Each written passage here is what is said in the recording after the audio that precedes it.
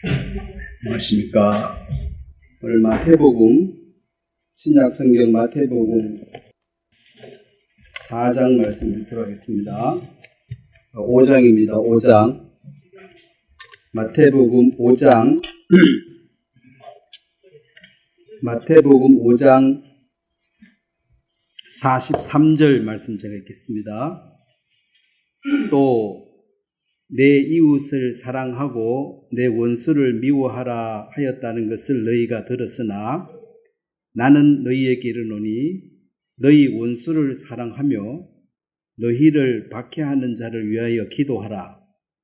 이같이 한즉 하늘에 계신 너희 아버지의 아들이 되리니 이는 하나님이 그 해를 악인과 선인에게 비추시며 비를 의로운 자와 불의한 자에게 내려주심이라. 너희가 너희를 사랑하는 자를 사랑하면 무슨 상이 있으리요? 세리도 이같이 아니하느냐? 또 너희가 너희 형제에게만 무난하면 남보다 더하는 것이 무엇이냐? 이방인들도 이같이 아니하느냐? 그러므로 하늘에 계신 너희 아버지의 온전하심과 같이 너희도 온전하라. 제가 한번 기도하겠습니다.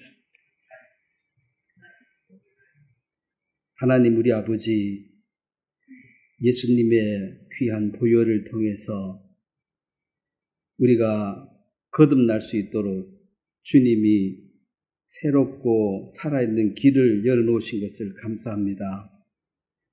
우리가 가는 방향이 틀렸음을 인정하고 돌이켜서 삶의 전환점을 이루어서 믿음으로 사는 새로운 삶을 살 수 있도록 또 도와주신 것을 감사합니다.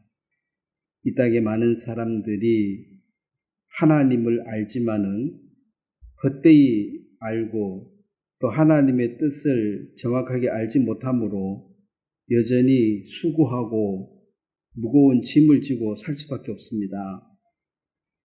그 무거운 짐 중에 제일 무거운 짐이 죄의 짐이 될 것입니다. 주님의 보혈로 이 죄의 짐을 벗고 하나님의 자녀로 거듭나서 새로운 삶을 살 수 있도록 축복해 주신 것을 감사하고 또 이 교회를 통해서 끊임없이 말씀을 전파되어지고 이 믿음을 통해서 새로운 하나님의 자녀들이 계속해서 일어날 수 있도록 도와주시게 되길 바라고 올 또 한 해도 주의 은혜 가운데 이 믿음의 경주를 넉넉히 마칠 수 있도록 육신적이나 영적이나 주님이 힘을 공급해 주실 줄 믿고 또 감사를 드립니다. 예수님의 이름으로 기도드렸습니다. 아멘. 예, 오늘은 성숙한 삶이란 제목으로 말씀을 전하려고 합니다. 성숙, 반대는 미성숙이죠. 성숙하지 못했다. 여기 하나님의 말씀이 이제 우리 마음에 이루어지는 것이 이게 실체적인 삶인데 이걸 그냥 암송하거나 경전처럼 기억하고 있다고 해서 우리가 말씀과 함께 동행하는 사람이 아닙니다. 이게 48절 말씀이 굉장히 부담스럽습니다만은 이것이 실질적으로 이루어지지 않으면 말씀과 내가 별 상관이 없는 사람이 될 것입니다. 자, 48절을 우리가 같이 한번 읽도록 하겠습니다. 그러므로 하늘에 계신 너희 아버지의 온전하심과 같이 너희도 온전하라. 이 온전해져야 된다.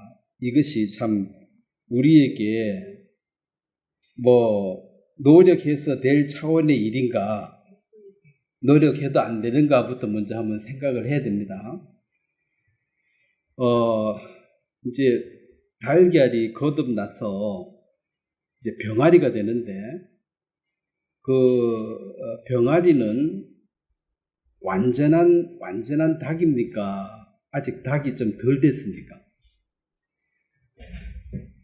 완전한 닭으로 다시 태어난 게, 그 달걀이 어느 시간이 지나서 이제 닭이 병아리가 딱 됐을 때를 거듭났다는 거예요. 다시 한번 태어난 거죠.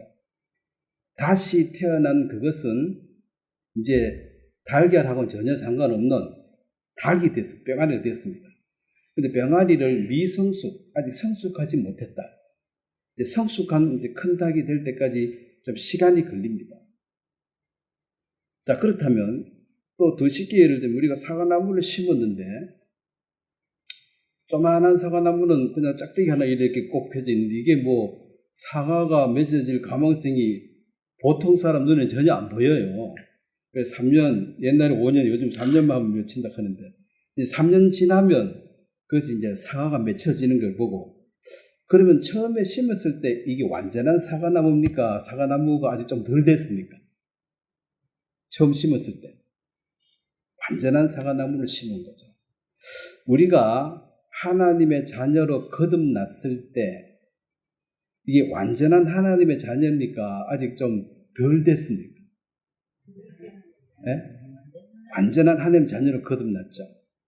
이걸 이제 신분의 변화입니다. 그러니까 우리가 하나님을 알고 예수 그리스도를 정확하게 알게 되어지면 이제 거듭나서 죄 씻음을 받았다는 증거로 하나님 선물을 주시는데 그것이 성령을 마음에 받아들이는 것입니다. 그래서 성령으로 거듭난 자, 이것은 이제 완전한 하나님의 자녀입니다. 99% 하나님의 자녀고 1% 아직 부족하다. 그건 하나님 자녀 아니죠. 근데 이제 여기에서 이제 온전하라 이 말은 성숙해져라 이 말입니다. 성숙이 덜 된 걸 미성숙이라고 그러죠. 미성숙하다는 말은 사람은 완전 사람인데 아직 얘기라 가지고 제대로 걷지도 못하고 자기 손으로 밥도 못 먹고 그래도 사람은 사람이죠. 이것이 이제 완전히 거듭난 사람은 하나님의 씨로 거듭나서 하나님 자녀가 되었다. 이것이 이제 신분의 변화이고 그것이 구원이라는 것입니다. 다시 태어났다. 그걸 구원을 받았다 이 말은 이제 출생했다 이 말. 출생했다. 어린애가 요즘 어린애는 잘 이제 놓을 형편이 못 돼가지고 못 놓고 있는데 애 출생률이 자꾸 줄죠.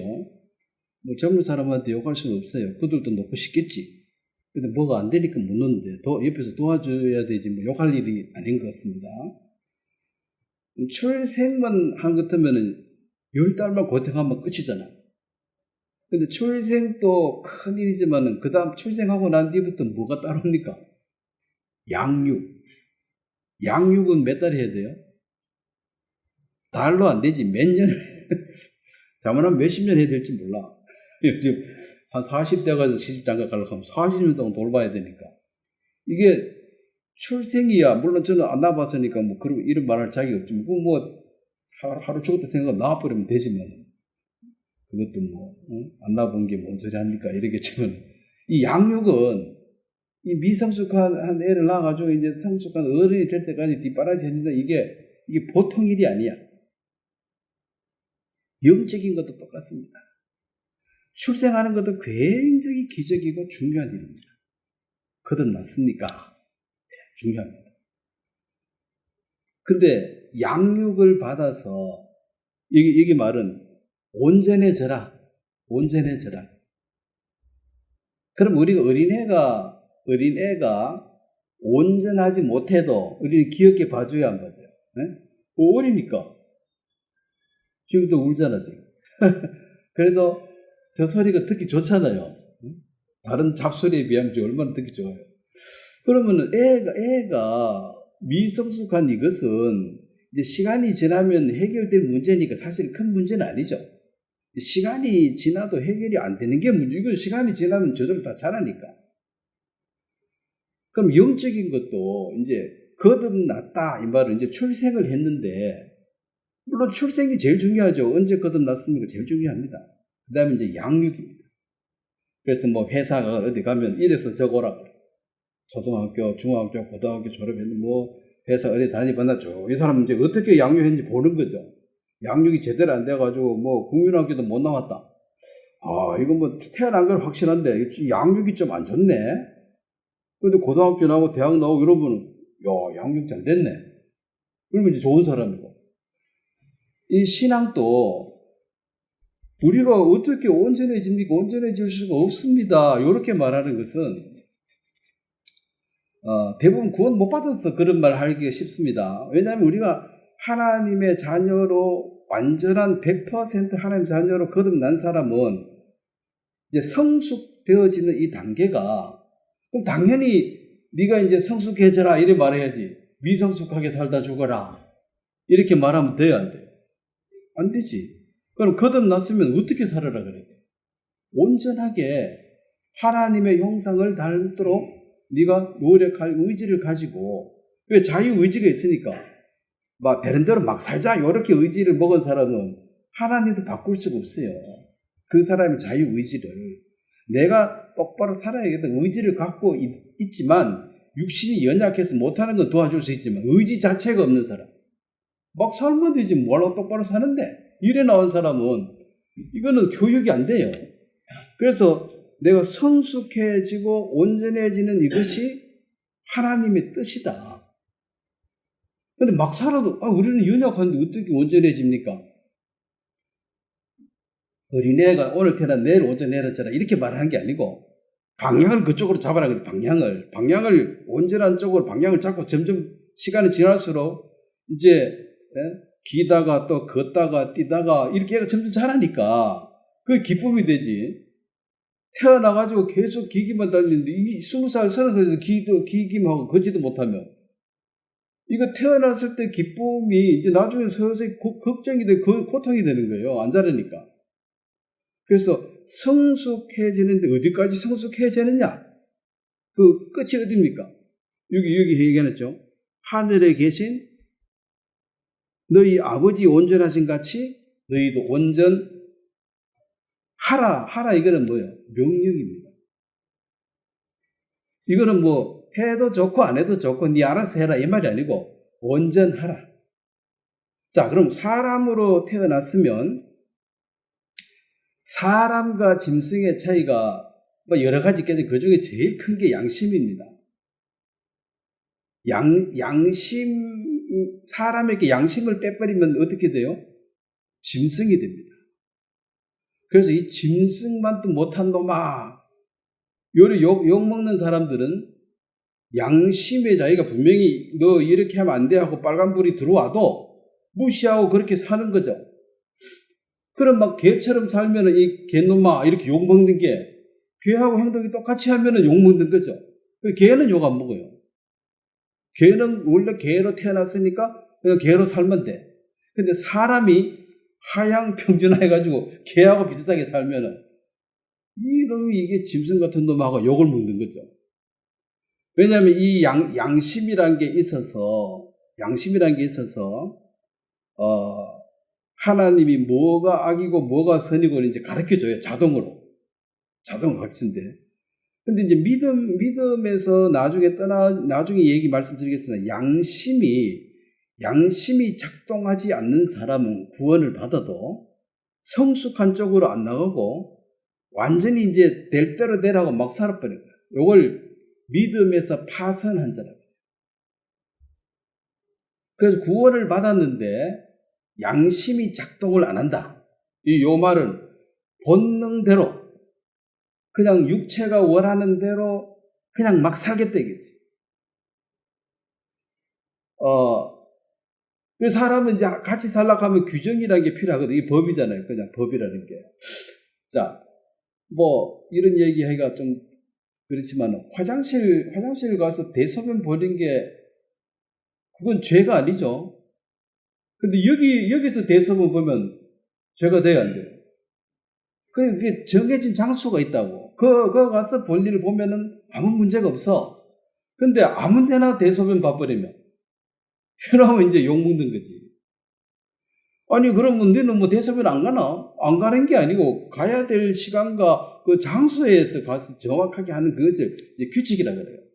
그거 이제 뭐 사람의 민법이라고. 이걸 서로 이제 귀찮게 하면은 고발하고 막 그러는 거야. 근데 사실 법이 없어도 양심이 있으면 그럼 너무 집 앞에 가서 대소변 보면 돼야 안 돼요? 안 되잖아. 우리 집에 보면 남이 우리 집에 했는데 싫다고 나도 그 집에 가면 싫은 거 당연한 거지.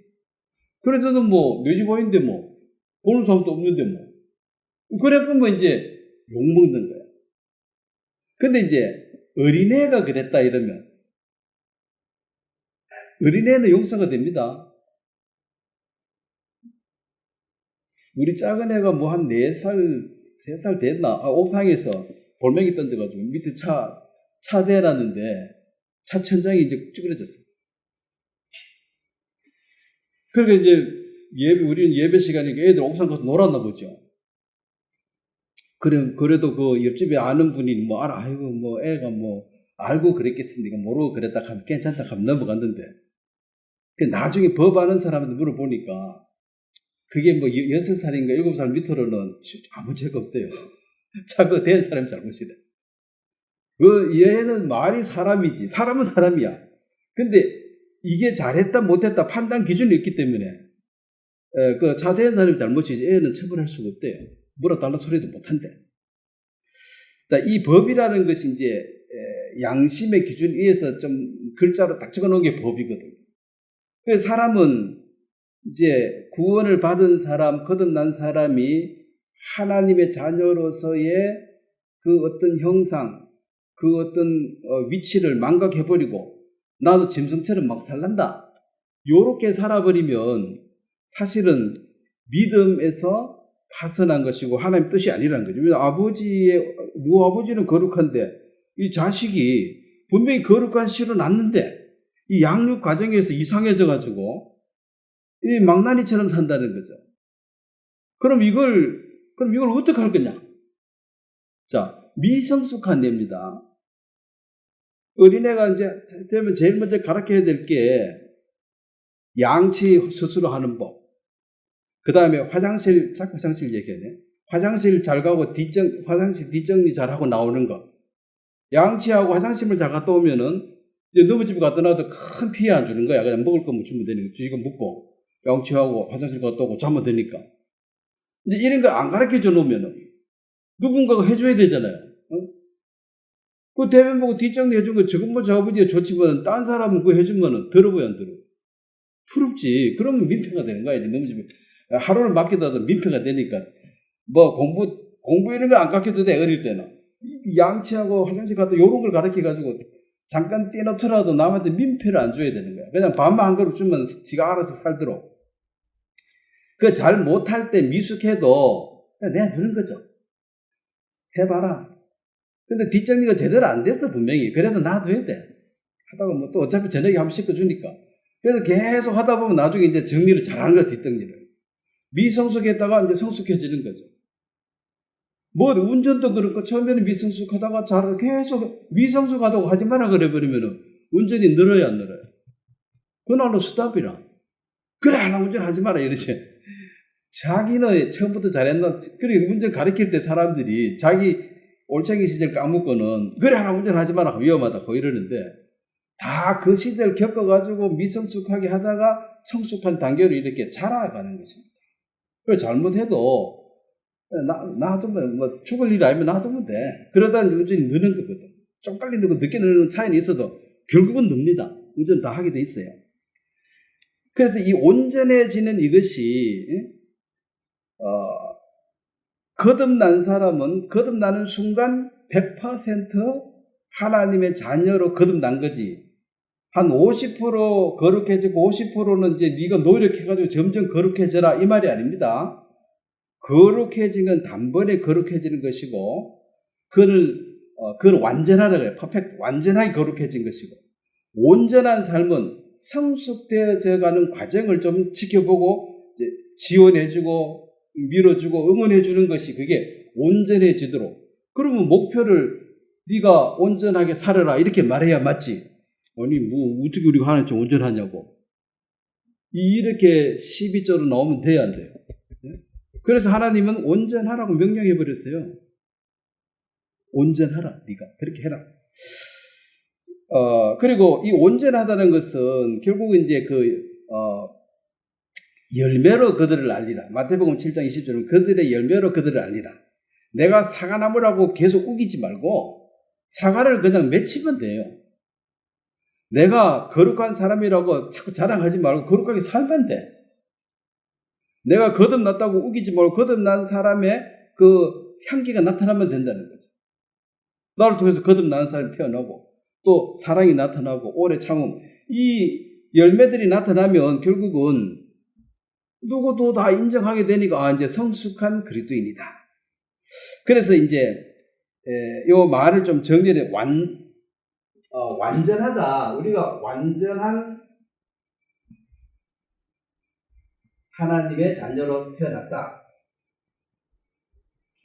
그런데 이 완전해진 여기서 이제 우리가 좀 온전한 삶을 살아라. 이게 이제 성화되는 것입니다. 거룩한 모양으로 자꾸 바뀌어가는 것, 성숙하고 성화되어서 온전해지라 이렇게 가르치는 게 맞죠? 우리 연약하는 죄 지을 수밖에 없으니까 죄 지어도 괜찮다. 그렇게 가르치면 이제 이단적인 교리가 나오는 것입니다. 자, 온전하다는 것은 완전하다 이 말은 모든 것이 갖추어져서 모자라면 흠이 없다. 완전하다. 하나님의 자녀로서 전혀 하자가 없다.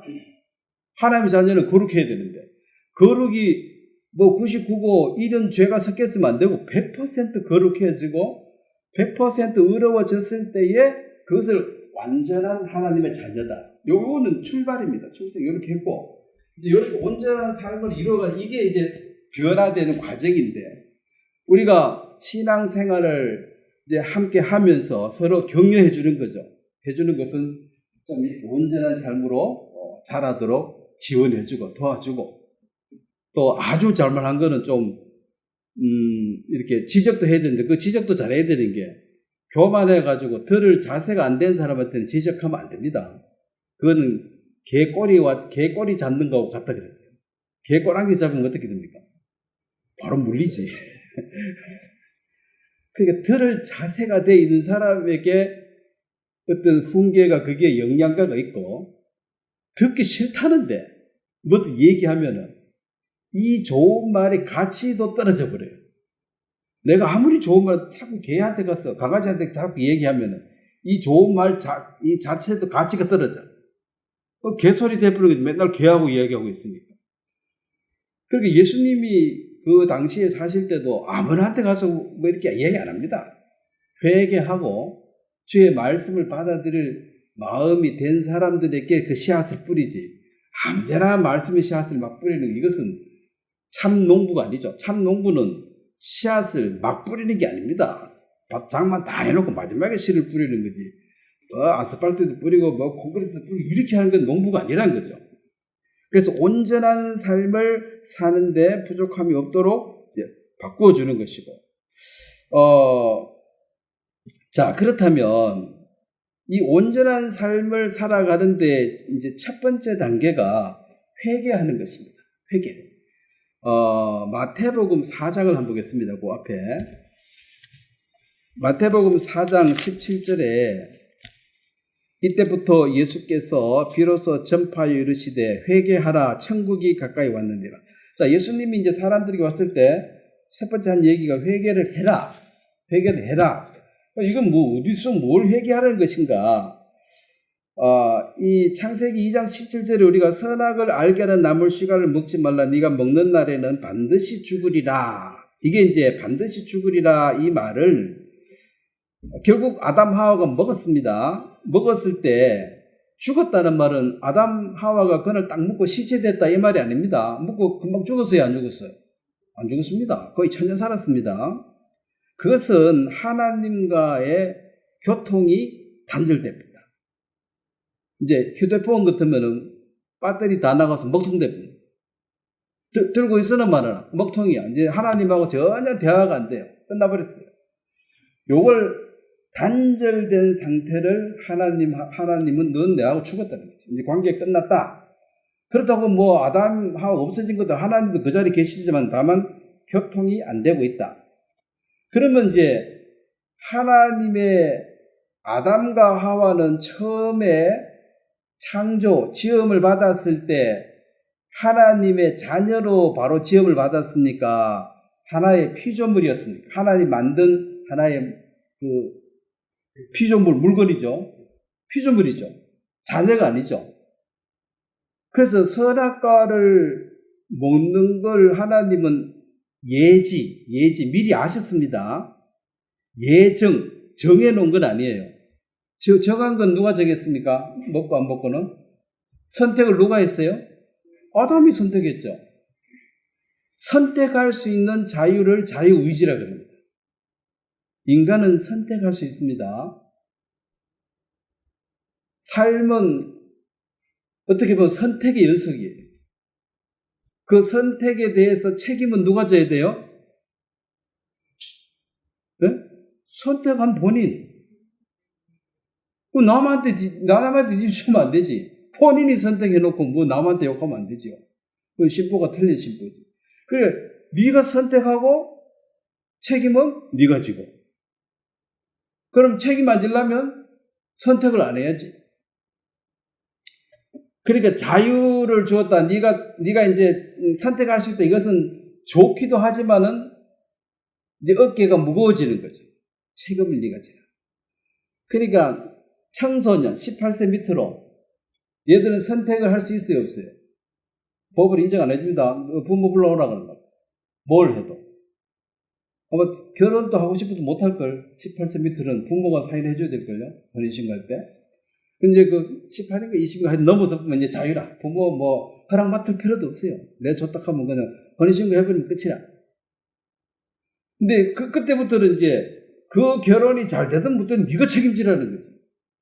그럼 어릴 때는 왜 네가 결정을 왜 내 인생에 왜 못하게 합니까? 네가 책임질 능력이 없으니까. 이 일을 네가 저질러 놓고 책임은 내가 져야 되니까. 네가 결정할 때 내가 개입한 게 당연하지. 그럼 내 개입 안 하면은 네가 온전히 책임을 져라. 그게 나도 원하는 바다. 빨리 커가지고 네가 다 책임지면은 나는 자유잖아요. 그래서 이 선택할 수 있는 이 자유는 나의 어떤 권한이기도 하지만은 또 바로 플러스 책임이 따르기 때문에 신중해야 되는 것입니다. 그런데 미성숙하다 이 말은 그런 선택을 할 때 실수를 많이 할 거라는 거죠. 그 실수는 죽고 사는 문제이면 내버려 두라는 거지. 그런 어떤 실패를 통해서 점점 성숙해지는 거지. 한 번도 안 해보고 선택을 처음부터 100% 잘할 수 있는 사람은 없습니다. 운전도 한 번만에 그냥 100%, 수영도 한 번만에 100% 잘하는 사람은 존재하지 않습니다. 걸음 걷는 것도 넘어지고 하다가 똑바로 걷는 거지. 나는 넘어지고 걸을 바에 안 걸어. 하고 애가 딱 앉아가 나는 한 번에 똑바로 걷지. 그러면 20살 때도 못 걸어요. 걷다가 자빠지고 그게 당연한 거라. 의인은 7번 자빠져도 8번 일어나는 것이 의인입니다. 계속 실수를 통해 일어나는 것이지. 나는 허물과 실수가 한 번도 없는 사람이다가 아니에요. 성숙을 향해서 온전한 삶을 향해서 계속 방향을 글로 잡고 나가는 거지. 내가 지금 하나님처럼 온전하다 이렇게 말하는 사람은 거짓말쟁이라고 했어요. 어떻게 인생이 하나님처럼 온전하겠습니까? 예수님이 온전하심을 보여주었죠. 그런데 예수님의 제자들이 예수님 간 그 길로 방향을 정해서 가서 많이 근접해 갔죠. 바울 같은 사람의 삶을 보면 뭐 작은 예수라 할 만큼 예수님의 제자들도 가룟 유다 빼놓고는 다 순교했으니까 처음 그들이 미성숙할 때는 전혀 다른 삶으로 마무리가 됐습니다. 그래서 우리에게 네가 온전해라 이 말이 절대로 하나님이 의미 없이 한 말도 아니고 이것을 부담스럽다고 피해갈 얘기도 아니라는 거죠. 그래 회개를 해라. 자, 회개는 헬라어로 메타노이오, 뭐 히브리어로 나함이란 말인데 뭐 그건 몰라도 돼요. 이제 그 뭐 뜻을 알려고 원어를 찾아본 거죠. 이것은 마음을 바꾸어 하나님을 향하다. 그렇게 이제 아담은 하나님을 향해 살다가 하나님을 등지고 이렇게 살아요. 이렇게 살아요. 그래서 회개는 다시 돌아서 가지고 이제 하나님을 향해 방향을 바로잡는 것입니다. 터닝 포인트라 그러죠. 어떤 삶의 큰 전환점입니다. 회개했다 이 말은 하나님하고 반대로 내 살다가 하나님 쪽으로 방향을 잡았다. 그렇지만 하나님과 멀리 떨어져 가지고 방향은 하나님 향해도 아직까지 하나님하고는 거리가 멀어요. 주로 회개를 누가 많이 합니까? 죄인들이 회개를 많이 합니다. 회개하고 한참 변했는데 착실한 사람 안 변했는 것보다도 아직 더 못해. 거듭나서 많이 변했다 하는데 보통 사람보다도 더 못해. 그래도 하나님은 그렇게 안 보고 네가 이쪽에서 돌이켜서 이만큼 성장했구나. 그 박수를 치는 거죠. 잘하고 있다고. 그래서 이제 인간의 그 가치관이나 인생관이 바뀌어져서 터닝 포인트를 삶이 완전히 달라졌어요. 지금 이 하나님을 알기 전까지는 자기가 제일 중요하고 자기 중심적으로 살다가 이제 예수님을 알고부터는 예수님이 제일 중요한 분으로 딱 자리 잡는 것이 가치관의 변화가 일어났습니다. 그 여기 있는 분들은 다 가치관이 달라요. 근데 공통점은 하나, 제일 중요한 것은 예수님이다. 요 1번 하나만 갖고 2번, 3번, 4번 요 뒤로는 다 다릅니다. 그래서 뭐 나처럼 살아라 그렇게 우기면 안 돼요. 각자 중요하다고 생각하는 순서대로 살 것입니다.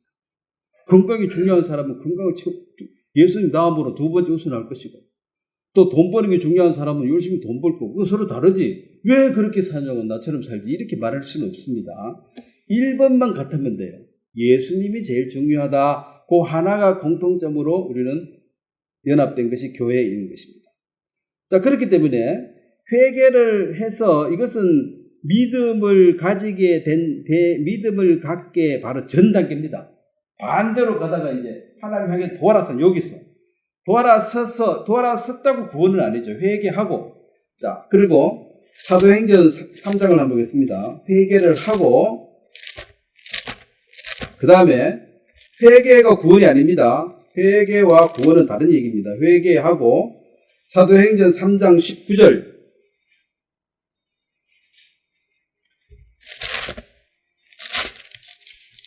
3장 19절은 같이 한번 읽도록 하겠습니다. 그러므로 너희가 회개하고 돌이켜 너희 죄 없이 함을 받으라. 이것이 하면 새롭게 되는 날이 주 앞으로부터 일 것이요. 자, 여기 보면 뭐라 했습니까? 회개하고 뉘우칠 했자거든요. 뉘우치고 딱 고쳐 방향을 바로 잡아서 회개하고 그 다음에 너희 죄 없이 함을 받아라. 죄 없이 함을 받아라. 이게 구원입니다. 구원을 받는 것은 우리 마음 안에 죄가 여기 꽉 차 있습니다. 자, 하나님은 사람과 보는 게 달라가지고 하나님은 중심을 보십니다. 사람은 외모를 보고. 그러니까 하나님은 요 속을 보니까 마음에 죄가 많아. 요 죄가 이제 바깥으로 행동으로 옮기는 것을 범죄라 그래. 죄를 범했다. 그러니까 이 범하는 행동 이걸 없애서 될 일이 아니고 요 죄를 해결해야 됩니다.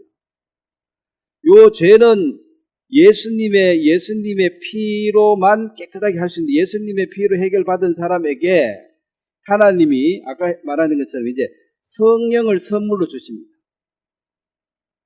이 성령을 받은 사람, 즉 마음 안에 성령을 받기 전에 사람들은 죄가 가득 차 있다는 거죠.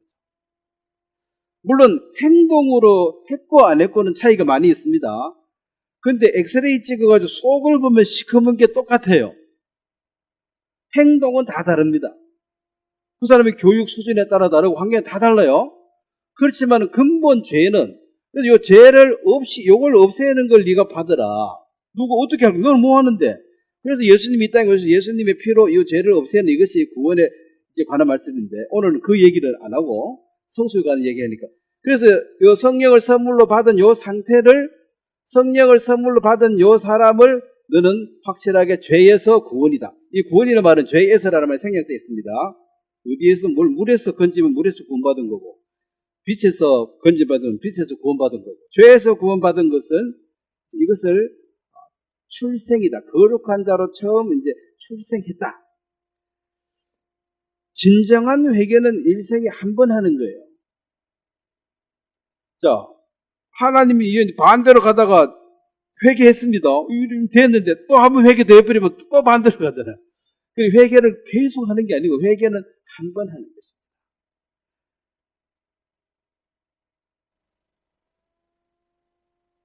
누가복음 13장 5절을 한번 보면 예수님께서 이제 회개해라. 안 그러면 니들 다 망한다고 한번 얘기했는데 누가복음 13장 5절에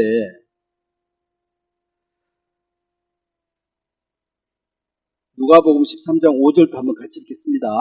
너희에게 이르노니 아니라 너희도 만일 회개하지 아니하면 다 이와 같이 망하리라. 여기서 요 앞에 얘기를 잠깐 해드리면 1절에 보면 그때 마침 두어 사람이 와서 빌라도가 어떤 갈릴리 사람들의 피를 그들의 제물에 섞은 일로 예수께 아뢰니 요게 이제 빌라도는 그 당시에 이 이스라엘이 로마의 지배를 받고 있어가지고 빌라도는 총독입니다. 그러니까 우리가 일본 총독 지배받을 때처럼 우리는 왕이 있어도 헛일이고 왕은 힘도 없고 총독이 왕이고 다 해먹는 거죠. 그 총독이 이제 뭐 대드럽게 이제 잡아다가 죽여버렸어요. 죽여버렸다. 두 사람 죽었다. 그래 이제 처형시켰다 이 말이죠. 그 일이고. 그 다음에 또 4절에 보면 또 실로암 망대가 무너져 치어 죽은 18사람이 예루살렘에 거한 다른 모든 사람보다 죄가 더 있는 줄 아느냐. 근데 그날은 이제 재판 받아가지고 두 사람 죽고 망대가 무너져 이거는 사고입니다. 사고가 나가지고 18명이 또 죽어버렸습니다. 그래서 이제 죽었으니까 망한 거죠. 그래서 이제 예수님께서 이 제자들은 이 사람들이 딴 사람보다 죄가 많아가지고 죽었습니까? 왜 죽었습니까? 천벌받은 거예요. 왜 죽은 거예요? 이제 물은 거죠. 물었을 때 너희에게는이 아니라 너희도 제자 포함 너희도 많이 회개하지 아니하면 이와 같이 망하니라. 자, 사람이 언제 태어난다, 뭐 태어났다 이 날짜 있지만 언제 죽는 날짜는 아무도 모르죠. 자, 언제 내가 죽는다 날짜를 딱 알면은 좋아요, 안 좋아요? 사는 내내 기분이 안 좋지. 내일 죽더라도 모르는 게 낫지. 알수록 골치 아픈 게 많습니다. 모르는 게 좋은 게 훨씬 많아요. 이 공부를 많이 하면 점점 걱정이 많아집니다. 환경 이런 거 공부한 사람들은 맨날 머리 아파요. 이 지구 망한다고. 잠을 못 자. 고민이 많아요. 그건 무지하면 잠 잘 자. 뭐, 환경이 된지 몰라. 너무 많이 하려고 애쓰지 마세요. 많이 알아봐야 골치 아파요. 왜냐면 해결책이 없잖아. 자꾸 잘못되는 거 지적만 하지. 뭐 해결책이 없는데, 지적 자꾸 하면 못 잡겠다는 거예요. 그래서 이제, 이 죽는 날이 안 정해져 있으니까 언제든지 죽을 수 있습니다. 그럼 18이 사람은 그날 죽을 줄 알았냐? 전혀 몰랐죠? 근데 이제 죽어버렸다. 그럼 죽어버리면 이제 다시 거듭날 기회는 없는 거예요. 달걀이 여러 있는데 요걸 누가 후라이 해 먹거나 삶아 먹으면 뺑아리로 거듭나는 일은 이제 없는 거지. 살아 있어야지 뺑아리로 날 수 있는 거죠. 죽어버리면 거듭날 기회는 없는 것입니다. 그래서 회개하지 않으면 너희도 이 말은 모든 사람들에게 하나님 회개할 날을 주는데 이 말은 너 언제 죽을지 모르니까 지금 회개해라 이 말이에요. 너 죄가 많아가 죽었니? 남 욕하지 말고 너나 회개해라 이 말. 너. 그래서 사람들은 자기 회개 나가면 맨날 남 심판하기 바빠요. 천벌 받을 놈이라고. 저놈은 죽어야 된다고. 죽고 살고는 다 결정하고 행사하신 분이 계시니까 그분께 맡겨놓고 여러분의 권한이 아니니까 놔놓고 여러분에게 주어진 것은 회개를 해라. 네 회개 안 하면 너도 어느 날 느닷없이 망한다. 그래서 이제 이 죄인의 범죄, 죄인과 의인이 있는데, 거룩한 바 의인인데, 죄인이 죄를 지은 것은, 이것은 하나님과의 신분, 위치인데 하나님하고 이 관계가 지금 자녀가 아니에요. 죄인은. 그리고 한번 그 정해진 위치는 내가 막 노력한다고 금방 바뀌는 게 아닙니다. 근데 의인이 범죄했을 때는 신분이나 위치가 아니고 이것은 하나님과의 그 관계. 그 관계고 이것은 어떤 그 소통의 문제죠. 소통이 될 수도 있고 불통이 될 수 있는 이 관계의 문제지. 의인이 죄를 지었다고 해서 신분이 너 오늘부터 내 자식 아니야. 신분이 날아가는 게 아니에요. 하나님의 자녀로 거듭난 사람은 의인은 내가 너하고 지금 많이 불편해. 이거는 말할 수 있지만 너 신분 박탈이 오늘부터 내 자식 아니야. 요렇게는 말 못한다는 소리죠. 그래서 죄인의 범죄는 신분 위치에서 이거 망한 거지. 의인이나 죄인이나 죄 짓는 모양새는 비슷합니다. 그렇지만 이 죄인은 결국은 죄인이 해야 할 일은 죄인에게 하나님 요구하는 것은 너는 회개해라. 너는 돌이켜가지고 뉘우치고 고쳐서 뉘우칠 회 고칠 개니까 고쳐라. 의인에게는 이건 너는 자백만 하면 돼. 자백. 고백. 너 그렇게 했어 안 했어? 그럼 네 했습니다. 죄송합니다. 자, 범죄를 했다고 이 의인의 신분의 변화가 오는 게 아닙니다. 다만 난 많이 불편해 너하고. 말하기 싫어. 넌 내 자식 아니야. 이 원수 같은 놈아. 그러죠. 자, 원수 같다 이 말은 내 자식인데 원수처럼 말도 하기 싫고 꼴도 보기 싫다 이 말이지. 그래도 꼴 보기 싫어도 신분적으로는 의인은 자식이죠. 하나님 자녀죠. 자, 우리도 그렇잖아요. 이 원수 같은 놈. 그럼 자식이 원수지만 자식이잖아. 이 원수 같은 남편, 원수 같은 부모, 원수 같은 자식, 이 원수라. 말하기 싫다 소리 너하고는. 뭐 언제까지? 요거 해결할 때까지. 이것은 관계에 관한 문제. 이것은 자백하고 고백함으로 해결될 문제고. 이 죄인은 죄 짓는데 이것은 회개하고 구원을 받아야 될 문제이기 때문에 전혀 차원이 다릅니다. 고백을 한다고 해서 뭐 달라질 것도 없어요, 저희는. 고백한들. 이 고백은 근본적으로 관계, 자식이 아버지에게 내가 돌아 생각해 보니까 많이 잘못됐습니다. 앞으로 제가 똑바로 살도록 노력하겠습니다. 그 의지만 보여줘도 부모는 용서해 주는 거야. 용서 안 해주고 왜 할 거야, 지 자식인데. 용서해 줘야지. 근데 나는 계속 이래 살래요. 나는 막 살래요. 아버지 보기 싫으면 보지 맙시다. 이렇게 나오면은, 자, 요렇게 나오는 것 때문에 징계라는 게 필요합니다. 그래서 징계는 저주받아 죽어버리라 이 말이 아니라, 징계는 고생을 하고 고난을 당하지만은 그걸 통해서 돌이키고 다시 내게로 오라는 뜻입니다. 이것은 사랑의 끈으로 묶여 있는 거예요. 미워하는 것도 좀 예정이 있어야 미워하지. 아예 정념이 떨어지면 미워할 마음도 없습니다. 사랑 반대는 미움입니까? 사랑 반대가 뭐예요? 무관심. 완전히 신경코드 뽑아버리면 니하고는 아무 관심이 없어. 밉다는 것은 굉장히 가까울 때 원하는 대로 안 되는 게 미운 거지.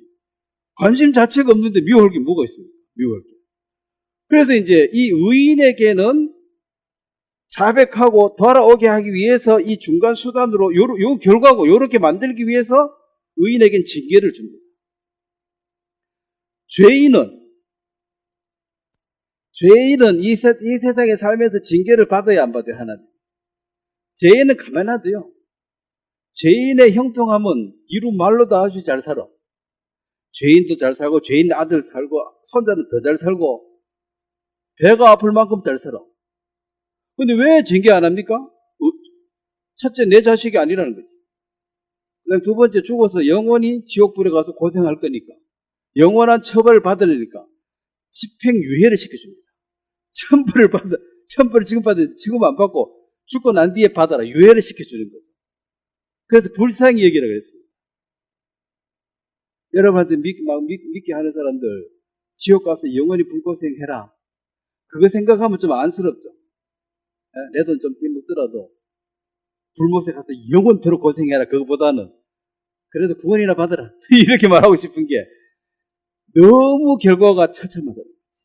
지옥에 가버리라. 그게 막 그 서양에서 제일 큰 욕입니다. 지옥 가버리라. 호텔. 이게 제일 큰 욕이라. 그러면 이 죄인이 할 수 있는 것이 바로 회개고 의인이 할 수 있는 것이 자백이라는 것입니다. 그러면 죄인은 미주알 고주알 자백해봐야 관심이 없습니다. 하나님은 아버지, 너 네가 아버지도 아닌데 왜 내한테 와서 아버지 그러냐? 그래도 아버지라고 저는 말하고 싶어요. 계속 그러면 하나님의 이름을 망령되이 부르는 자가 돼요. 아버지도 아닌 게 자꾸 아버지라 그러면은 그것도 죄라. 자, 요한일서를 보겠습니다. 자백에 관한 요한일서는 그러면 의인이 잘못됐을 때는 어떻게 해야 되느냐? 잘못됐으면 어떻게 해야 됩니까? 잘못됐다 해야지. 잘못해놓고 내가 뭐 잘못했는데 하고 계속 우기면 그거는 이제 말로는 더 이상 교육이 안 되죠. 말로 이렇게 설명하는 걸 교육이라 그러고 말로 교육 안 하고 참교육이라는 게 참교육. 참교육은 어떻게 하는 겁니까? 깡패같이 사는 놈은 진짜 더 큰 깡패 보내가지고 안 죽을 만큼 쭉 패놓고 그 다음에 얘기해야지 말을 들어요. 왜냐면 완전 귀신 들려가지고 말을 안 들어. 뒤지기 맞으면 정신이 온전해져. 형님 잘못됐습니다. 뭐 잘못됐는지 알겠어? 모르겠는데요. 그래 설명해준다. 이게 잘못되고 이게 말을 듣지. 한창 미쳐 날뛸 때는 얘기해봐야 하나도 귀에 안 들어가. 너 참교육 좀 받아야 되겠네. 이 말은 좀 맞아야 되겠네. 자, 요즘은 이 마지막 시대는 마귀가 세상 분위기를 어떻게 만듭니까?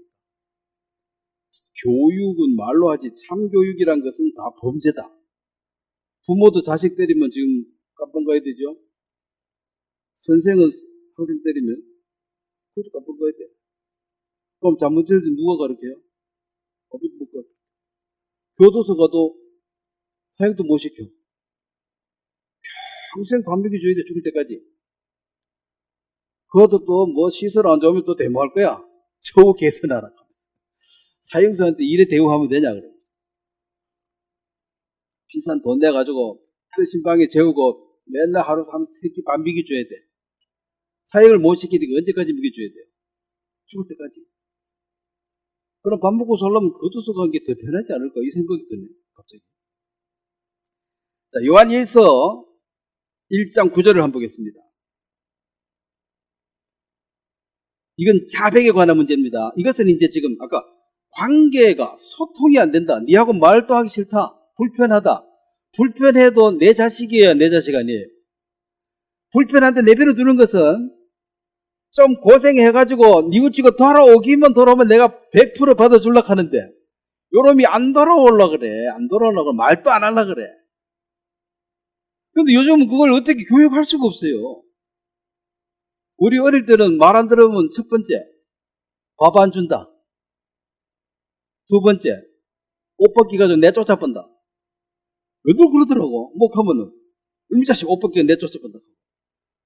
밥 안 준다 그러고. 요즘은 그렇게 하면 부모가 먼저 감옥 가겠죠. 그러니까 교육시킬 방법이 지금 없습니다. 애들이 회개 안 해도 돼. 그냥 막 사는 거죠. 이거 뭔데? 하면서. 남한테는 네가 뭔데 해도 부모한테는 네가 뭔데 하면 안 되지. 요만큼 자라도 다 해줬는데 네가 뭔데 그러면 말이 안 되잖아요. 받지를 말든지 받을 건 다 받아놓고 나중에 네가 뭔데 그러면. 그래서 이 의인은 이제 그러면 아버지니까 자, 9절 같이 한번 읽겠습니다. 만일 우리가 우리 죄를 자백하면 그는 미쁘시고 의로우사 우리 죄를 사하시며 우리를 모든 불의에서 깨끗하게 하실 것이요.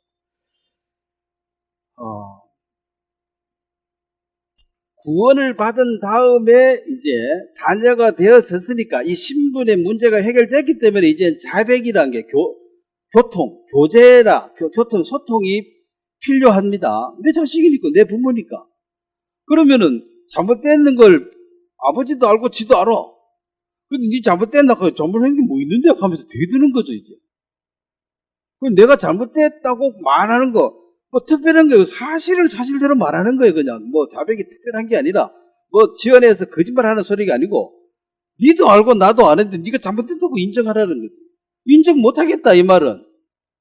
그러면 아버지하고 계속 불통으로 살겠다는 거죠. 너가 뭐 잘못했는데? 그러고 이 얘기 좀 하자. 말하기 싫어요. 요즘은 세상이 거꾸로 돼가지고 자식이 따라다니면서 얘기 좀 합시다. 아버지 이래야 되는데 반대가 부모가 쫓아다니면서 야 얘기 좀 하자. 싫은데요. 이게 참 희한하죠. 누가 갑이고 누가 을인지 모르겠어요. 옛날에는 뭐 밥 안 준다 하지, 쫓아낸다 하지, 그러니까 무조건 찾아가가지고 잘못됐다 하고, 그래 밥 먹고 또 그 집에 살아야 되니까. 그런데 지금은 이게 전부 세상이 거꾸로 돌아가가지고, 이 갑과 을이 다 서로 뒤바뀌어가지고 누가 어야 될지 모르겠어요. 자, 잘못된 방향으로 가다가 행동을 딱 돌이킨 이건 회개라면, 이제 이 자백을 잘못됐는데 잘못됐다고 시인하지 않으면 그 사람은 계속해서 이제 세상 사람하고 똑같이 사는 거죠. 하나님의 자녀로 거듭은 났지만은 신분은 획득했는데 신분은 하나님의 자녀예요. 그런데 삶의 위치는 죄인하고 똑같이 살아버려요. 그래서 세상 사람하고 똑같이 사니까 뭐 남에게 상처 주고 뭐 이중적이고 이기적이고 탐심이 가득하고 반성도 안 하고 이렇게 계속 사는 사람을 자백하지 않는 사람. 자백한다는 말은 그래도 반성을 하고 바른 길로 내가 아버지와 합해서 좀 살아야 되겠다는 그 의지를 가진 자. 그 마음의 의지입니다. 내가 비록 잘못이 너무 많지만 이젠 좀 바로 해가지고 똑바로 똑바로 사는 건 아니야 지금. 마음의 의지가 있으면 아버지 집으로 돌아가면 돼요. 아버지 제가 잘못한 게 너무 많습니다. 그럼 아버지한테 그 일일이 다 얘기 안 해도 되는 게 아버지는 뭐 잘못인지 이미 다 알고 있어요. 그리고 그걸 체벌하기 위한 게 아니에요.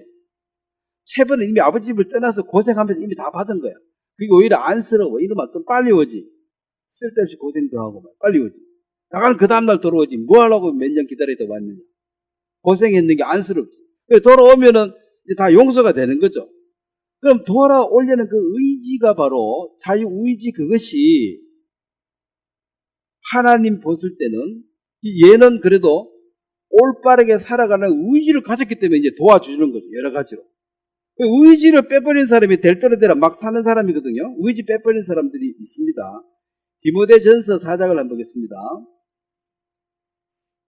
이 양심에 화인 맞았다 그래요. 자, 사람이 짐승하고 차이가 양심이 있다는 건데 양심을 없애버린 사람은 이제 짐승처럼 막 살면은 디모데전서 4장 1절을 제가 읽고 2절을 같이 읽겠습니다.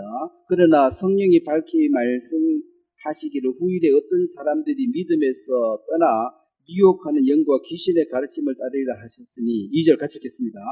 자기 양심이 화인을 맞아서 외식함으로 거짓말하는 자들이다. 자, 이거 양심이 화인 맞았다. 양심에 화인 맞았다. 이런 것은 이제 자백을 안 하고 고쳐야 될 의지가 없이 잘못된 길로 계속 가겠다는 거예요. 아버지가 얘기 좀 하자. 말하기 싫어요. 그래도 좀 하자. 싫다니까요. 이렇게 계속 말을 안 하겠다는 거지. 니 뭐 잘못됐노? 저번한 게 뭐가 있는데? 이제 이렇게. 다 지도 알아. 아버지도 알고. 근데 말 안 해. 계속 고집 피우는 거죠. 이 양심이 무뎌지고, 그 다음에 하나님과의 그 관계는, 자, 의인인데 죄인처럼 사는 이 관계는 원수라. 원수 같은 내 자식이야. 원수 같은 남편인데, 원수라 이 말은 소통에 불통되고 지금 관계가 아주 안 좋은 사이지 신분의 변화는 있어요, 없어요? 신분의 변화는 없습니다. 예, 그래서 그 원수된 관계를 다시 풀어내는 것이 자백이고, 어떤 신분을 바꾸는 게, 이거 했다고 자녀가 되고 또 자녀가 안 되고 하는 신분의 변화는 없습니다. 자백 관계에서는. 이 신분의 변화는 회개하고 구원받는 한 번으로 신분 변화가 끝납니다. 거듭남으로. 그래서 원수 같은 자식, 남편, 원수 같은 부모라도 이것은 그 관계가 지금 안 좋다 이 말이지, 그 신분 자체는 요지부동 항상 그 자리에 있습니다. 그래서 자백은 구원받은 하나님의 자녀만이 할 수 있는 것인데, 죄인이 와서 자꾸 자백을 하면 그 아버지는 지 자식 아니니까 듣고 미주알 고지를 듣기도 싫어요. 그거. 그리고 아버지 하는 말 자체도 불편해. 넌 너 아버지 아닌데. 그 하나님은 하나님이라고 불러. 그 아버지가 아니야. 이것을 바로 믿음에서 떠나 미혹하는 영, 귀신의 가심자. 이게 이제 아담 하와가 사단에게 미혹당했다. 어리석었다 말입니다. 속았다 이 말이에요. 지금 또 어떤 이유로 막 사는지는 모르겠습니다. 거듭난 사람이. 거듭 안 난 사람이야 세상 유행 따라 사는 게 당연하고, 이 대호도한 흐름을 저희가 무슨 수로 거슬려? 죽은 물고기니까 그냥 둥둥 또 내려가는 것처럼 그냥 유행 따라 사는 거예요. 근데 이제 유행을 거슬려가지고 이렇게 살라 그러면 거슬러 올라가면 무슨 힘이 있어야 되는데, 이 거슬러가 포기하고, 아유, 나는 살은 물고기지만 죽은 물고기처럼 그냥 떠내려가면서 같이 살아야지, 세상에서. 세상에서 지금 사는 방향은 하나님 말씀과 양심에 충실해라, 이런 말을 가르친 게 아니고, 어디에 충실해라고 가르칩니까? 지금 세상은. 본능에 충실해라. 본능에 충실한 게 뭐예요? 짐승이야. 짐승처럼 살자 이 말이에요. 그럼 다 짐승처럼 사는데 나는 짐승처럼 살기 싫어. 난 사람처럼 살 거야. 그러면 왕따 되는 거지. 다 개처럼 사는데 나는 싫어. 이러면은 너는 나한테 오지 마. 재수 없어. 절로 가. 이게 이제 세상과 분리하는 것이 거룩의 첫 번째 단추입니다. 세상 속에 빠져 있는데 나는 거룩하게 산다. 똥통에 빠져가지고 내가 깨끗하다 하고 말하는 건 똑같아. 똥통에 빠져가 깨끗하다고 우기는 게 뭐예요? 후덕이잖아. 그래, 구더기 같은 야고바가 이거 죄인의 모습이거든. 거룩은 세상과 분리하는 게 첫 번째입니다. 분리가 안 되죠. 세상 따라, 유행 따라 사는데 본능에 충실하고 짐승처럼 살자. 야, 좋다. 법이 있어가지고 좀 눈치, 이제 법도 없애버리고. 그래서 간통죄 없어져가 좋아하는 사람 많습니다. 누가 좋아합니까? 예? 그 부부 사이에 그 약속을 깨는 거죠. 치팅이지. 바람 피운다를 영어로 치팅, 속임수라 그래요. 거짓스럽다. 내 좋다 해놓고 딴 여자 좋아. 이게 거짓말이라는 거야. 그거 바로 이혼입니다. 외국에도. 치팅했냐? 너 나 속였냐? 그래서 이제 이 양심이 무디고 화인 받은 사람은 그 4장 2절에 보면은 외식함으로, 그 다음에 뭐라 했어요? 거짓말하는 자들. 자, 이 세상에는 거짓말로 꽉 차 있다고 보면 됩니다. 참말을 찾기가 아주 어렵습니다. 거의가 거짓말이에요. 거짓으로 꽉 차 있기 때문에 진실로 이렇게 말하면은 좀 아마 기분이 사해질 거예요. 재수 없다고 볼 거예요. 뭐 진실은 뭔 진실이야? 진실이 어디 있어? 힘이 지배하는 거 분위기 따라 사는 거지. 이게 지금 세상이에요. 그 죄를 짓고 산 것은 뭐 창세 이래로 늙을 살았지만 심판은 언제 받느냐면 죄를 많이 져서 받는 게 아닙니다. 물론 죄를 많이 짓지. 심판의 근본 동기는 의인의 타락입니다. 네? 의인이 타락할 때 심판이 와요. 두 번째는 죄를 죄로 여기지 않을 때. 죄를 안 여기고 지가 옳다고 우길 때. 죄를 안 여기고 자기가 옳다고 우기는 사람은 앞으로 바꿀 가망성이 있어요, 없어요? 지 옳다는데 뭐 그 사람이 왜 잘못했다겠어 지금 고집 피우고 안 바꿨는데 이래서 하는 게 옳다는데 옳은 건 전도해야지. 니도 이래 살아라고 가르친 게 그게 전도잖아요. 그래서 의인의 타락과 죄를 옳다고 우기는 사람들이 지배하면은 이 세상은 심판을 부를 수밖에 없어요. 심판은 네 머리에 숯을 네가 샀는다 그랬거든. 숯불을 머리에 자꾸 언제 머리 타겠어요? 많이 얹으면 결국 머리 타는 거지. 하나 얹어가 안 탈 수는 있어. 좀 뜨겁기만 해도. 계속 자기가 심판거리를 이어싸. 그 심판은 지가 언론은 이 숯이 태워가지고 지가 타 죽는 거야. 심판 제목을 자꾸 쌓아 올려요. 근데 사람들이 뭐라 그래요? 이게 유행인데? 너는 왜 꼰대처럼 자꾸 옛날 말 해? 야, 민주주의 다수결의 원칙 아니야? 야, 이거 이상한 거야. 아닌데? 재수없어. 니하고 말하기 싫으니까 절로 나가. 그래서 왕따 돼버려요. 몸은 섞여 살아도 마음을 나눌 수 있는 친구, 옳은 사람 만나기가 쉽지 않습니다. 왜냐면 그 생각이 서로 달라요. 이렇게 죄 짓고 사는 게 옳다고 우기는 사람이 있고, 그거 아닌데, 그 사람 둘이 같이 오래 동행하기 어렵죠. 누구 하나가 전도받아가 변해야 돼. 죄 짓는 게 좋다고 그걸로 합치든지, 아니면 죄 짓기 잘못됐네 하고 안 짓는 걸 이제 옮기든지 바꿔야지. 서로 뜻이 다른데 동행이 안 되지. 자꾸 그리고 결국 헤어지게 돼 있어요. 오래 못 가요. 자, 정직하다는 것은 사실대로 말하라 이 말이에요. 자, 사무엘하 12장을 한번 보겠습니다. 믿음의 조상 다윗에 관한 삶입니다. 사무엘하 12장. 다윗이란 사람은 우리와 비교할 수 없을 만큼 위대한 믿음의 사람이었습니다. 첫 번째 작품이 골리앗을 죽여버렸어요. 자기 손에 칼도 안 들고. 그래서 다윗을 모르는 사람은 아마 이 세상에 별로 없을 거예요. 아담, 아브라함, 다윗, 이런 사람 어지간하면 다 알 거예요. 사무엘하 12장 13절을 보겠습니다. 제가 읽겠습니다. 다윗이 나단에게 이르되 내가 여호와께 죄를 범하였노라 하매 나단이 다윗에게 말하되 여호와께서도 당신의 죄를 사하셨나니 당신이 죽지 아니하리로다. 이 일로 말미암아 여호와의 원수가 크게 해방할 거리를 얻게 하였으니 당신이 낳은 아이가 반드시 죽으리라 하고 나단은 자기 집으로 나단은 선지자입니다.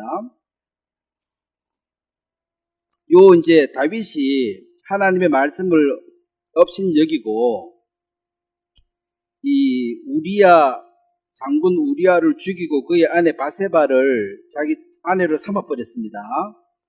남편이 있으니까 못대로 남편을 죽여버렸어요. 그런데 자기가 죽인 게 아니고 전쟁터 내보내가지고 맨 앞장에 서서 계속 전진해라 언제까지? 우리아가 죽을 때까지. 그 작전을 누가 세웠냐면 요압이 세웠어요. 그래서 나중에 요압이 아도니아가 반역할 때 다윗을 반역합니다. 왜 반역합니까? 충성스럽게 섬기고 존경하고 따라갔는데 가다 보니까 사는 게 영 개척아니야. 그래서 충성심이 사라집니다. 자, 충성심은 그 속에서 일어나는 마음이니까 내가 저 사람 충성해야 되겠다는 마음이 생겨야 하는 거지. 없으면 못 하는 거지. 이제 훌륭한 분으로 열심히 했는데 가다 보니까 꼼수를 쓰는 걸 보이고 자기가 그게 이제 사령관으로서 그걸 다 직접 수행했기 때문에 이거 봐라 이거 수가 딱 보인다는 거지. 그래서 주위의 충신들을 잃어버립니다. 그 불량배처럼 그래 살면 누가 충성하고 누가 따르겠어요? 그래서 그 훌륭한 사람이 아도니아도 반역하고 아도니아는 왕이죠. 아히도벨이라고 압살롬 둘째 아들 압살롬이 반란을 일으킬 때 다윗의 모사꾼인데 아히도벨 천재입니다. 그 사람도 바로 배반해버립니다. 그 아히도벨이 이 바세바의 외할아버지. 그러니까 자기 외손녀를 괴롭게 했잖아. 둘이 잘 사는데 신랑 죽여버리고 뺏어갔으니까 괘씸한 놈 그 생각이 드는 거지. 지가 왕이면 왕이지. 그래가지고 딱 반란을 일으키니까 반대편에 딱 서. 그래서 옆에 훌륭한 사람 다 잃어버리는 거예요. 자기 행동이 안 좋아서. 자, 그것이 이제 다윗이 그런 죄를 지었는 그것에 대해서 이게 이제 13절 한번 같이 한번 읽어보겠습니다. 다윗이 나단에게 이르되 내가 여호와께 범죄하였노라 하매 나단이 다윗에게 말하되 여호와께서도 당신의 죄를 사하셨나니 당신이 죽지 아니하리라.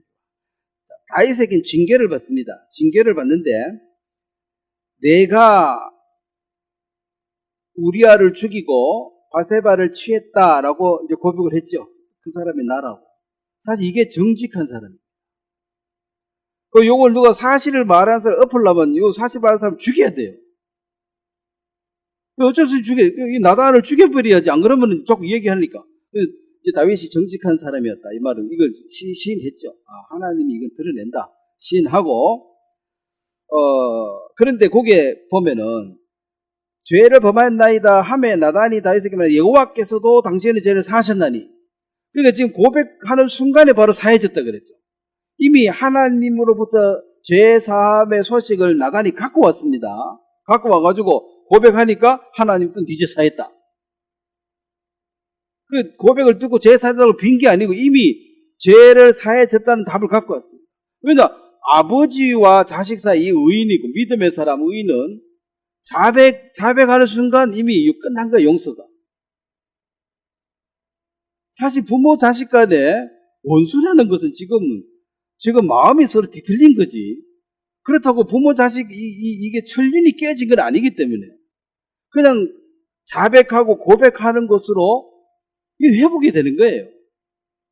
그런데 이걸 구원을 못 받은 죄인이 계속 자백하고 고백한다고 이 신분이 달라질 건 아무것도 없습니다. 아무리 자백해도 그 사람은 죄인이에요.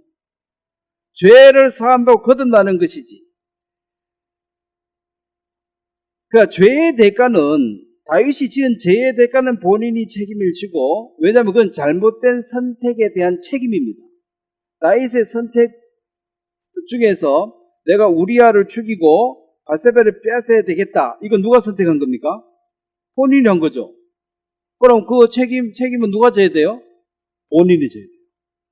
그래서 이제 여기 보면은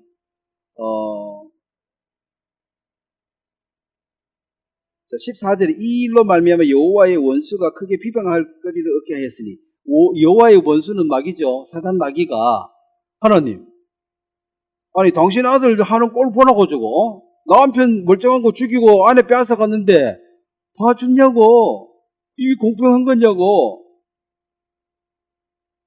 그럼 뭐라고 해야 돼요? 공평하지 않죠. 그래서 요 죄에 대한 사망 그 애를 태어나자마자 죽여버려요. 나는 내 자식이라도 잘못한 처벌하고 그것뿐 아니라 다윗에게 일평생 동안 너 집안에 칼이 떠나지 않을 것이다. 다윗이 죽을 때까지 항상 칼 들고 다윗을 죽이겠다고 대드는 칼이 늘 따라다녔어요. 그 전에는 다윗에게 감히 대드는 자가 없었습니다. 다윗은 칼로 일어나서 왕이 된 자가 아니에요. 칼로 일어난 자는 칼로 망하는 게 맞는데 다윗은 하나님이 세웠기 때문에 다윗을 어떻게 할 수가 없어요, 사람은. 근데 다윗이 이제 죄를 지었기 때문에 계속 반란이 나고 증인이 나고 막 계속 이 죄화가 있는 거야. 죽을 때까지. 이런 것은 죄를 용서하되 그 책임은 묻겠다는 것입니다. 자, 죄를 용서했다는 말은 죄를 지었다고 내가 내 자식으로 네 신분을 취소시켜버린다. 너 지옥 간다. 이런 건 있을 수 없습니다. 아무리 악하게 살아도 내 자식이란 이 신분은 한 번 자녀가 된 이 신분은 바뀌어야 안 바뀌어요? 절대로 바뀌지 않습니다. 그래서 거듭난 날이 그렇게 중요한 것입니다. 내 하나님을 아버지라고 처음 부른 그날이죠. 그러면 이제 징계를 하나님이 하신다. 자, 징계를 해야 될 이유가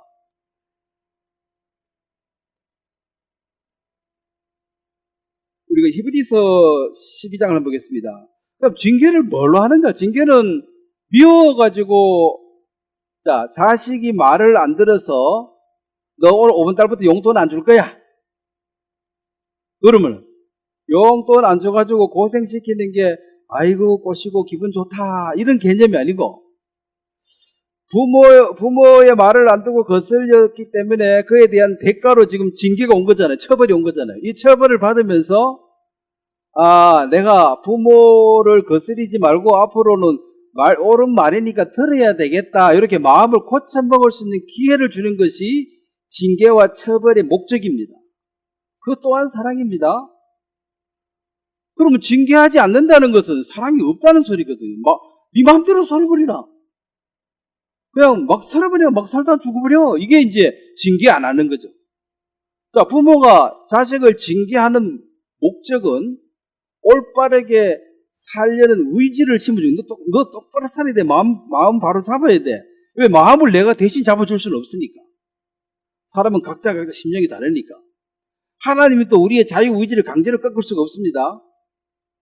부모가 당연히 자식 마음을 못 바꾸죠. 그리고 이제 사정하는 거지. 네가 좀 마음 고쳐 묵어라. 또 똑바로 살려고 또 의지를 가지라. 싫은데?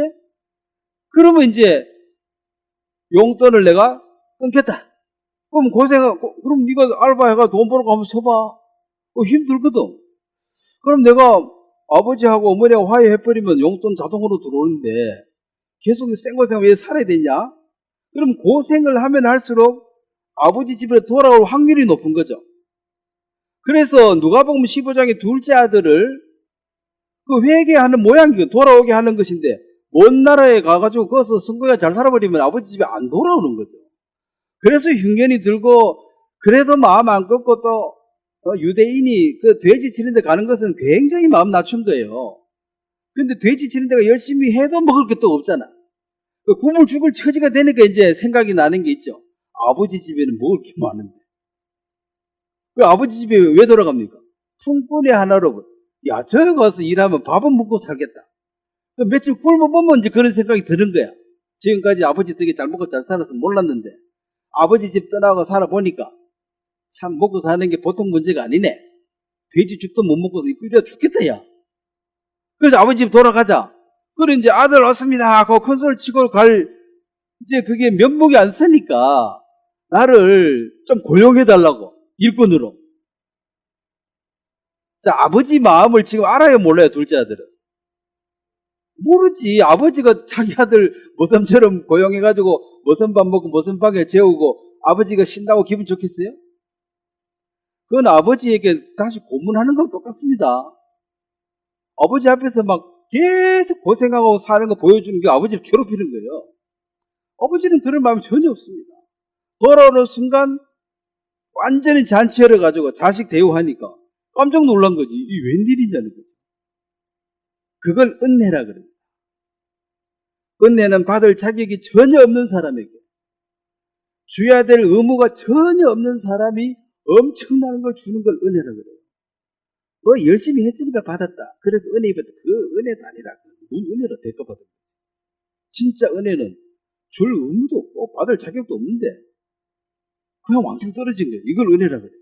세상에 웬 은혜입니까? 그러잖아요. 우리가 하나님의 자녀가 됐다. 은혜 맞죠? 우리를 꼭 하나님 자녀 삼아야 될 이유가 있습니까? 우리가 자녀 되기 위해서 열심히 한 게 있어요? 하더라도 엉뚱한 데 가서 열심히 해. 엉뚱한 데 가서 헛방향 잡아가지고 열심히 하는 게 중요한 게, 방향을 잘 잡아야 돼. 방향을 잘못 잡았는데 열심히 하면 뭐하냐는 거지. 대구에서 서울 가야 되는데 방향을 부산 쪽으로 뛰는데 열심히 뛰면은 방향을 열심히 더 뛰면 더 뛸수록 서울과 점점 멀어져요. 회개해야 됩니다. 다시 돌아가지고 뛰어야지 이제 서울 쪽으로 가는 거지. 방향은 잡아도 자꾸 뛰면 부산 쪽으로 뛰면 뛸수록 더 하나님과 멀어져. 그거 열심히, 그거 쓸데없는 열심히. 그래서 하나님이 성전문을 닫아버려야 돼요. 제사 지내가 천국 올라가니까. 선을 쌓아가 천국 올라가니까. 그래가지고 안 된다고 성전문을 닫아버려야 되죠. 그래서 이제 히브리서 12장이 이제 그런 얘기입니다. 그래서 징계를 하나님이 하실 것이다. 징계는 저주받아가 죽어라 이 말이 아닙니다. 징계가 없으면 그러니까 여러분이 확실하게 구원받으셨다면 수많은 징계를 통해서 그나마 다듬어져서 여기까지 오게 된 것입니다. 가만 놔뒀으면 야생마처럼 마음대로 날뛰고 사는 거죠. 딴 사람들 다 세상 그래 사는데 우리가 뭐 특별하다고 하나님과 동행하고 이렇게 산다는 게 이게 비정상, 이게 정상이 아니에요. 사실은 정상대로 살면은 죄 짓는데 더 앞장서서 더 열심히 살아야지, 그거. 자, 12장 6절을 보겠습니다. 주께서 그 사랑하시는 자를 징계하시고 그가 받으실 일마다 아들마다 채찍질 하십니다. 너희가 참으면 징계를 받기 위함이라. 여기 이 징계라는 이 말을 훈련, 훈육 이렇게 이해하시면 됩니다. 훈련을 받아야 된다. 너희가 참으면 인내하고 기다린 것은 이 훈련 과정을 끝날 때까지 인내해야 됩니다. 인내 못한 사람은 막 욕하는 거야. 왜 하나님이 나한테만 이러십니까? 내가 하나님 믿어줄라 했더니만 도저히 못 믿겠네. 왜 너한테만 널리냐고. 정말 하나님 계신 거 맞나? 하면 하나님도 없어. 그리고 이제 성질 나가지고 막 하는 거죠. 이게 이제 어려움을 주신 이것에 대해서 나는 잘못이 없으니까 지금 욕을 하는 거야. 근데 잘못이 있는데 어려움이 왔을 때는 왜 하나님이 내게 이런 걸 주시는가를 생각을 하고 그래서 그 어려움에서 결국 하나님을 더욱더 신뢰하고 더욱더 의지하게 되는 쪽으로 마음을 바꾸는 것입니다. 자, 어려움을 주는 이유는 내 힘으로 할 수 없는 문제를 하나님 줘버려요. 그럼 내 힘으로 할 수 없으니까 어떻게 해야 됩니까? 누구한테 들고 가야 될 거 아니에요. 하나님에게 의뢰한다. 하나님께 맡긴다. 자, 이거 도저히 나는 뭐합니다. 하나님 맡아주세요. 맡기는 것이 이제 믿음이죠. 맡기고 그렇게 될 줄 믿고 기다리는 것입니다. 근데 부정적인 사람은 어려움을 당하면서 내가 하나님을 위해서 열심히 했는데 이게 뭐냐? 결과가. 하나님도 없어. 하나님이 있으면 이럴 수가 있냐? 그지? 내가 하나님을 위해서 기도한 게 얼만데? 왜 이렇게 하냐고.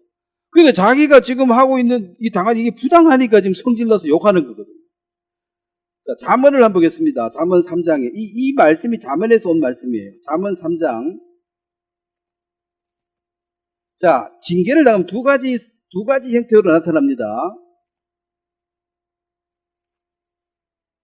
잠언 3장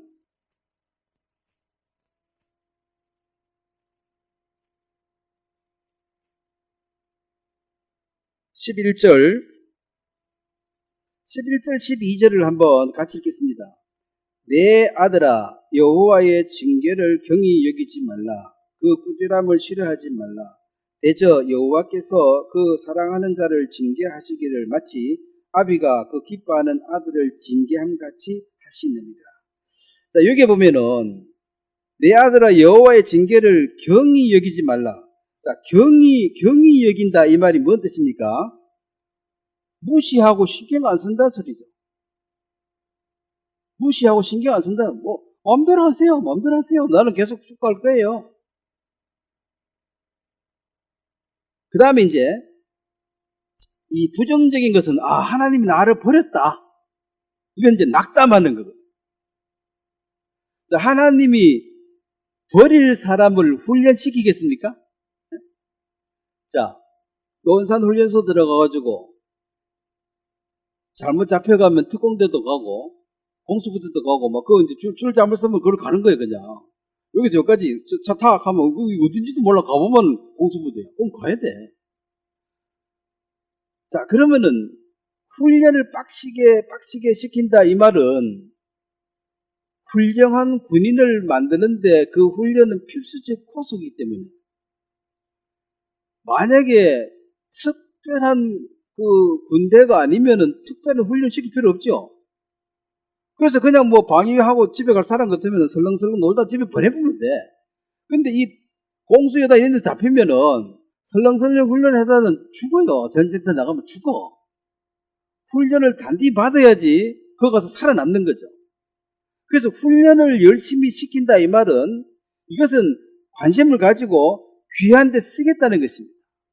근데 훈련 좀 심하게 시킨다고 못 해먹겠다 하면서 탈령해버리면 이게 이제 인내가 없는 거죠. 아까 참음으로 징계를 받아라 이 말은 참음으로 훈육을 받아라. 훈련은 무조건 참아야 돼.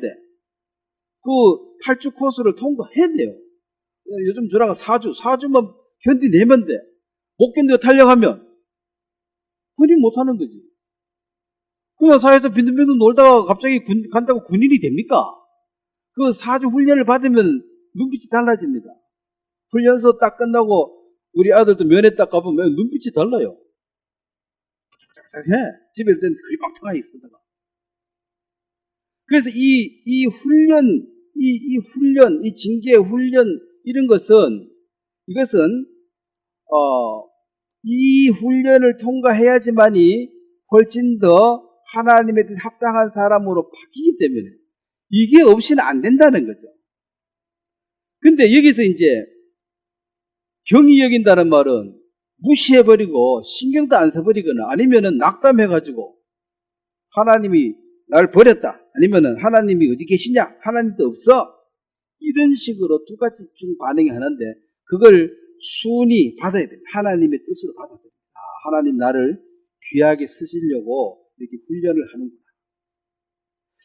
뭐 성경 말씀은 아니지만 사람들이 이렇게 말도 하죠. 하나님의 귀한 축복이 있는데 포장지가 고난이란 포장지를 사가지고 오니까 사람들이 받을래 그래. 다 안 받으려고 그래. 네? 왜 포장지가 마음에 안 들어? 축복은 좋은데 이 축복은 안 보이는 포장지가 고난으로 쌓여 있어요. 그럼 고난 없이 공수부대 요원이 저절로 만들어지냐는 거지. 훈련소 가서 내 비둥비둥 놀다가 4주 지났는데 무슨 군인이 되겠습니까? 놀다가 집에 있는 애하고 똑같이. 논팽이지. 강한 훈련을 참고 견뎌낼 때 그 결과적으로 강해지는 것입니다.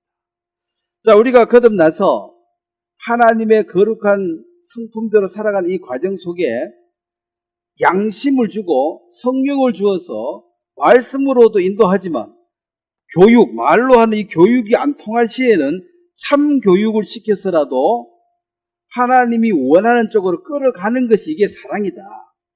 그래서 어느 자식이 꾸지람을 한 번도 안 듣고 똑바로 된 자식이 어디 있느냐는 거죠. 자, 고린도전서 5장을 보겠습니다.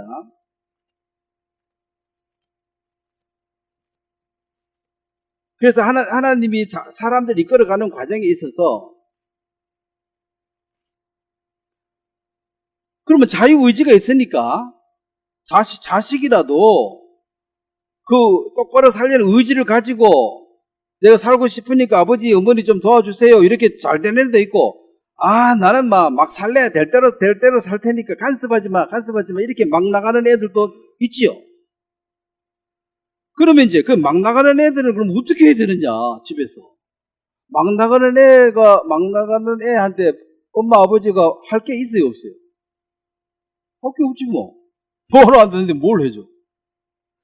자, 여기 이제 고린도전서 5장 5절에 보면 한번 같이 읽겠습니다. 이런 자를 사단에게 내어주었으니 이는 육신은 멸하고 영은 주 예수의 날에 구원을 받게 하려 합니다. 자, 사단에게 내어줘버렸다. 사단에게 내어줬다. 이게 뭔 말이고? 사단에게 줬다 이 말은 뭐 마귀 자식 됐다 이 말입니까? 자, 신부는 변화가 있을 수 있어요 없어요? 내 자식인데 마음에 안 들면 마귀 자식 바로 오늘 바꿀 수 있어요 하나님이? 절대로 못합니다. 자, 여기서 이제 사단이 내어줬다 이 말을 그 당시는 교회에서 출교를 시켰거든요. 자, 세상은 거룩하지 않는 것입니다. 여기에서 나와서 따로 있는 게 여기 교회다. 교회에서 내쫓아버리면 이 사람이 어디로 가야 돼요? 다시 세상으로 가야지. 세상으로 가서 그럼 사단이 지배하는 세상으로 추방해버린다는 거죠. 근데 이것은 그거 가서 망해버리라. 아이고 망한 거 꼴 보니까 막 속이 꼬시하고 좋다 이런 의미가 아니고 그 방법 말고 그 참교육 말고는 너를 어떻게 할 방법이 없다는 거죠.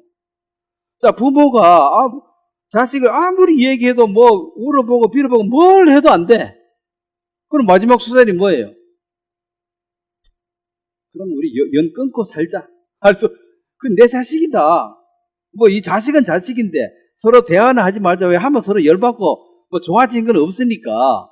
대화해가지고 하기 전보다 좋아져야지 대화의 의미가 있지. 하면 할수록 상태가 더 나빠지는데. 그 최상의 방법은 말을 안 하는 게 현상 유지라도 하는 거야. 더 하면 더 나빠져. 그래서 연 끊자. 연 끊자 이 말은 참교육을 좀 받아야 된다는, 이제부터는. 이 세상에 가서 밥 세 끼 먹고 따신방에 자는 게 쉽지 않다는 것을 몸소 한번 체험해보고 엄마 밥이 얼마나 좋은지를 한번 느껴봐라. 이게 이제 첫 번째 느끼고 그런 게 남자들이 군대 가서 느껴봐요. 야, 뜨신 밥에 컸구나. 그거 가면 진짜 살벌하거든. 밥 먹는 시간 3분 늦으면 동작 그만 그 밥 쓰레기 버리는 거래요. 배고파 죽겠는데 먹으면 와서 바로 때려요. 그러면 하루 이틀만 딱 굶으면 그 다음부터는 막 끌어 넘는다. 3분만 안 먹으면 죽으니까. 그래서 소화가 더 돼. 하루 종일 뛰다니. 그래서 이거 세상으로 내줘버리고, 그러면 육신이 설령 거기 가서 너가 죽든 살든, 왜냐면 내가 할 수 있는 영역이 없다는 거지. 너는 막 살락하는데 내가 해줄게. 너를 내가 죽일 수는 없고 이거 살릴 수도 없고. 그래서 가라. 거기 가서 이제 각자 도생해라. 자, 교회는 보호죠, 사실은. 그래, 돌이키기 위해서는 고난이 어쩔 수 없이 필요하다. 그것이 추방입니다. 그럼 이 사람이 이 사람이 죽으면 지옥 갑니까? 교회에서 추방은 지옥입니까? 아니죠. 내 아들이 집에 살다가 바깥에 쫓아냈습니다. 쫓겨는 내 아들이지, 그렇다고 내 아들 아닌 건 아니야. 그래서 이 큰 구원을 더 이상 얘기 말라는 게 구원이 얼마나 소중한지를 알아야 돼. 이 큰 구원을 받은 그 간증이 없는 사람들은 이게 심각한 문제입니다. 그 큰 구원을 왜 못 받았냐?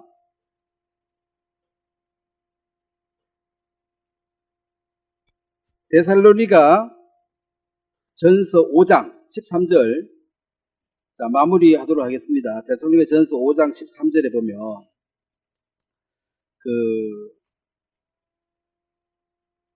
이 데살로니가 교회에는 다른 교회보다 훨씬 신령하고 주의 뜻과 동행했기 때문에 별로 책망하는 게 없습니다. 주의 재림에 대해서 소망을 얘기했고 5장에는 항상 기도하라, 항상 기뻐하라, 쉬지 말고 기도하라, 범사에 감사하라. 이렇게 사는 것이 이제 성숙한 그리스도인의 모습입니다. 항상 기뻐하고, 항상 기뻐하면은 성숙한 거예요. 또 쉬지 말고 기도하고, 하나님께 아뢰일 수밖에 없죠. 범사에 감사하고. 그 다음에 이제 23절 5장 23절 한번 같이 읽도록 하겠습니다. 평강의 하나님이 친히 너희를 온전히 거룩하게 하시고 또 너희의 온 영과 혼과 몸이 우리 주 예수 그리스도께서 강림하실 때에 흠 없게 보존되기를 원하노라. 이게 이제 온전한 삶을 살아서 하나님 보시기에 합당한 삶을 살다가 인생을 마무리해라 이 말입니다. 막 살다가 죽어버리라 이 말이 아니고 온전한 삶을 살아라. 온전한 삶을 살아라. 3장 13절에도 한번 보겠습니다. 그 앞에 데살로니가 전서 3장 13절부터 한번 같이 읽겠습니다. 너희 마음을 굳건하게 하시고 우리 주 예수께서 그의 모든 성도와 함께 강림하실 때에 하나님 우리 아버지 앞에서 거룩함에 흠이 없게 하시기를 원하노라. 자, 여기도 이제 온전하고 흠없는 삶을 살기를 얘기하는데, 요렇게 이제 사는 삶이 도덕적으로나 윤리적으로 신앙적으로 거룩한 삶을 사는 것이 그게 목표고, 구원을 받은 사람이 도덕적 문제가 생겨가지고 전도를 하면, 자, 도덕적 문제가 생겨도 구원이 취소되는 건 아닙니다. 문제는 그런 사람이 전도하면 사람들이 말을 안 들어주기 때문에 결국 너는 이 땅에서 쓸모없는 사람이 되어버린다. 마귀는 우리의 구원을 취소시킬 방법은 없어요. 근데 우리를 쓸모없는 인간으로 만들어버려요. 무슨 말을 해도 듣지를 않으라 그래. 아, 니나 잘해라 하면서. 도덕 윤리적 문제가 있는데 뭐 가르쳐준다 하면 내가 니한테 배우니 걔한테 가서 배우겠다 하고 이제 안 듣는 거야 이제. 그래서 쓸모없는 사람이 되어버린다. 그러니까 마귀가 하나님을 대적할 수 있는 방법은 없습니다. 대적 수준이 아예 안 되고 그 피조물이 창조주니까 아예 게임이 안 되고 다만 우리가 이제 미련하잖아요. 지혜가 부족해가지고 어리석어가지고 꼬임에 넘어가가지고 살살 꼬셔가지고는 쓸모없는 인간으로 만드는 것입니다. 쓸모없는 인간. 자, 4장 11절. 그럼 우리가 어떠한 삶을 살도록 또 성숙한 사람은 어떠한 삶을 사는가? 자, 요거 이제 마무리하겠습니다. 11, 12절, 4장 11절, 12절 한번 같이 읽겠습니다. 또 너희에게 명한 것 같이 조용히 자기 일을 하고 너희 손으로 일하기를 힘쓰라. 이는 외인에 대하여 단정히 행하고 또한 아무 궁핍함이 없게 하려 함이라. 자, 여기서 이제 궁핍함이 없게 해야 된다. 이 말은 자기 손으로 자기 일을 해서 궁핍함이 없다는, 궁핍하다는 것은 몹시 가난하여 살림이 구차하다. 이러지도 저러지도 못할 처지. 이거 먹고 살 방법이 없다 소리죠. 이거 조석직도 뭐하고 홀주먹지도 못하고 이거 어떻게 방법이 없어. 살긴 살아야 되는데 그게 이제 궁핍하고 구차하다. 살림이 몹시 가난해가지고 그 말과 행동이 떳떳하게 살 방법이 없다는 거죠. 그래 되어지면 이제 안 되니까 또 누구한테 도움 받아야 되고 그러니까 자기 손으로 일해서 궁핍함이 없게 해. 그래서 나 배고파 죽겠다 밥 좀 주세요. 이런 처지는 안 가기 위해서 최소한의 그 밥 먹고 살 뭐는 해야 된다 자기 손. 그리고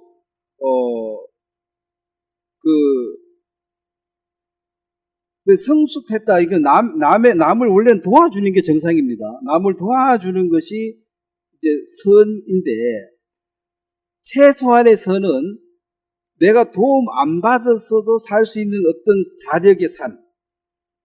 거기 남한테 이렇게 폐해를 끼치고 도움을 받아야 될 처지까지는 안 가도록 해라 이 말이죠. 그래서 할 수 있을 때까지 일하고 못하면 그만이에요. 여기서는 할 수 있는데 일하는 게으름에 대해서 말하는 게으름. 그러니까 장애인이나 뭐 불편한 사람은 일을 안 하는 게 아니고 못하는 거고, 나이 들어서 안 하는 게 아니고 못하는 거는 죄가 없어요.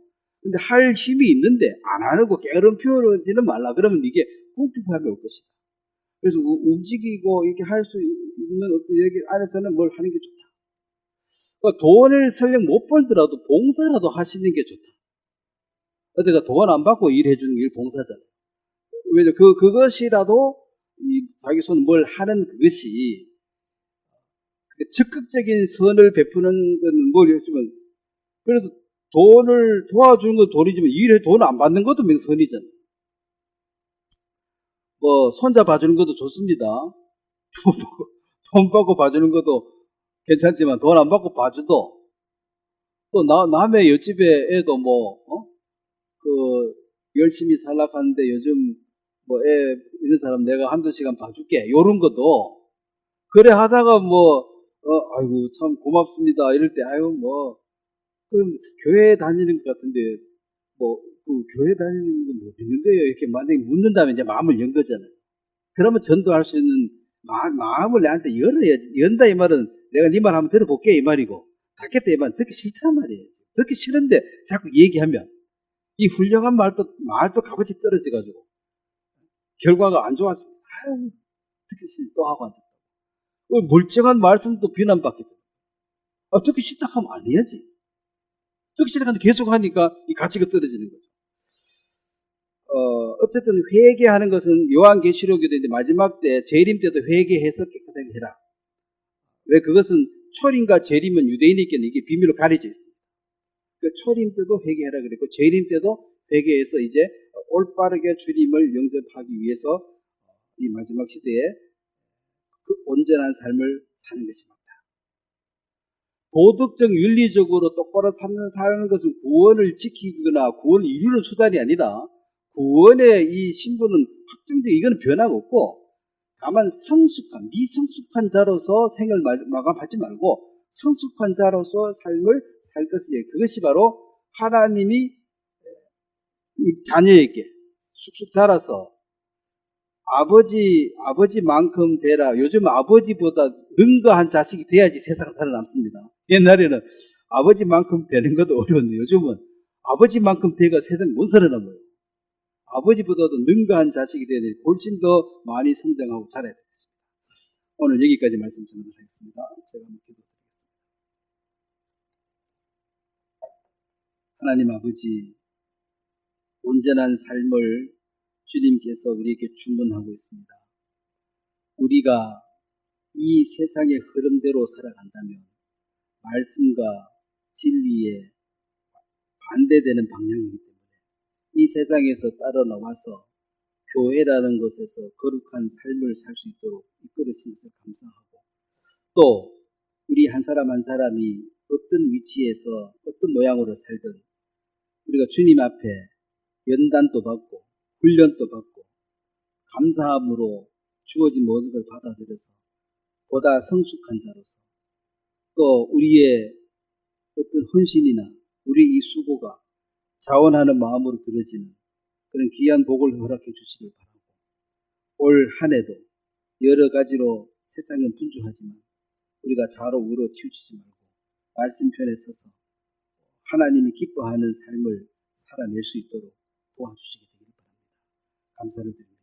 예수님의 이름으로 기도드렸습니다. 네, 수고하셨습니다.